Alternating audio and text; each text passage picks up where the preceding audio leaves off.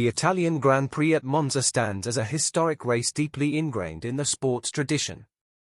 Nonetheless, this cherished event isn't immune to issues, some of which were glaringly evident during the recent Italian Grand Prix weekend.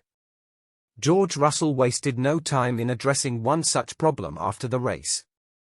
But does Monza's predicament extend beyond mere track alterations? The question arises, can this race survive beyond 2025? Let's delve into the matter. This past Italian Grand Prix weekend delivered the spectacle we've come to expect. The Tifosi, bedecked in prancing horse regalia, filled the stands. Cars raced at breakneck speeds, overtaking opportunities were scarce, yet it was far from a lackluster race. Nevertheless, issues with the aging Italian track were apparent.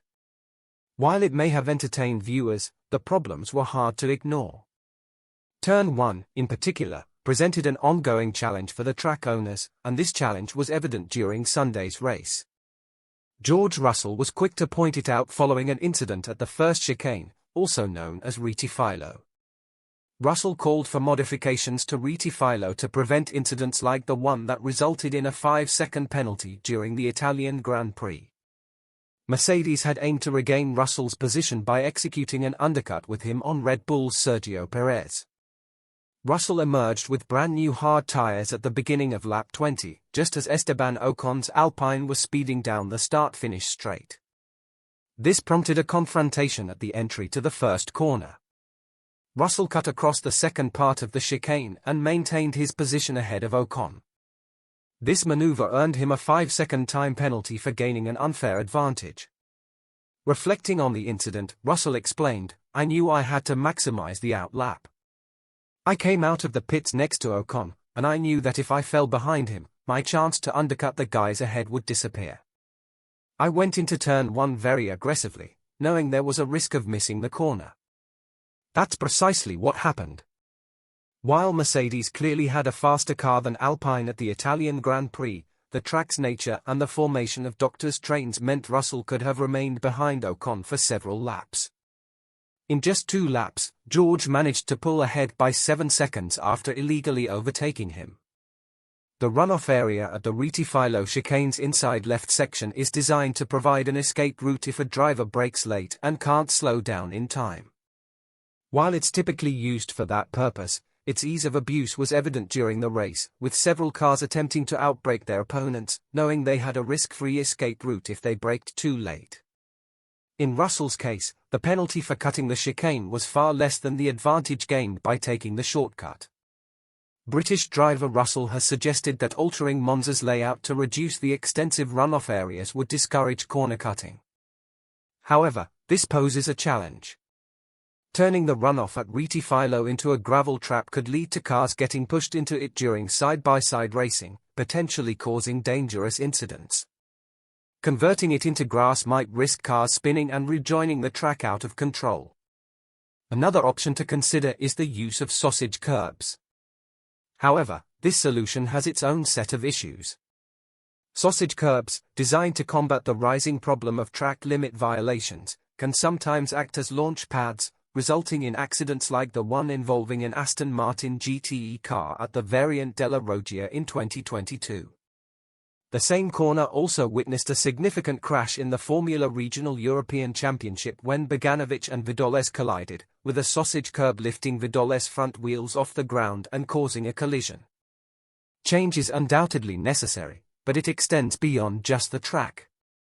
Stefano Domenicali acknowledged that Monza must offer more to fans to secure its place on the calendar beyond 2025.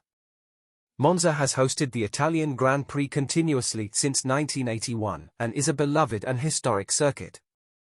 However, its future in Formula One is currently uncertain, with the owners dissatisfied with the track's facilities. Stefano is eager to reach an agreement with organizers to extend Monza's presence in F1 but recognizes that substantial improvements must be made. He stated, "We must provide a concrete answer to those who want to have fun and feel good, given the improving services worldwide due to increased competition among promoters."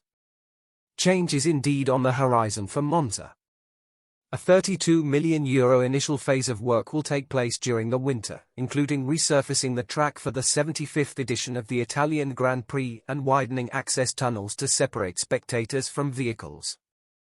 A significant portion of this investment, approximately €20 million, will address the issues posed by sausage curbs. A second phase, costing around €43 million, will introduce a new paddock club and modernize some of the 30-year-old grandstands. Liberty Media, the current Formula One owners, has been advocating for enhancing the fan experience at tracks. While significant investment is welcome, it must yield returns. Without Formula One, there will be no return on the approximately €75 million invested, and Monza's management is well aware of this. A new deal must be finalized for Monza by the end of the year, according to Angelo Sticchi-Domioni, the president of the Italian Automobile Club. While Monza currently has an agreement with F1 until 2025, Imola, Italy's other World Championship round, has an agreement until 2026, compensating for the cancelled race this year due to flooding. Both circuits hold a special place in the sport's history, but they must also keep pace with modern expectations in terms of services and safety. Domenicali's words ring true: no one wants to see either of the Italian tracks go. They consistently deliver thrilling racing, but safety and the overall fan experience must take precedence. If Monza can fulfill these criteria with its new investments, it certainly deserves a continued place on the F1 calendar. Now, it's over to you. What are your thoughts on George Russell's calculated rule-breaking, and do you believe Monza can successfully modernize itself to secure a spot on the F1 grid? I'm eager to hear your thoughts and perspectives. Please share them in the comments section below. Also, remember to subscribe to the channel for notifications on our future uploads, ensuring you stay informed about the developments in the 2023 Formula One season.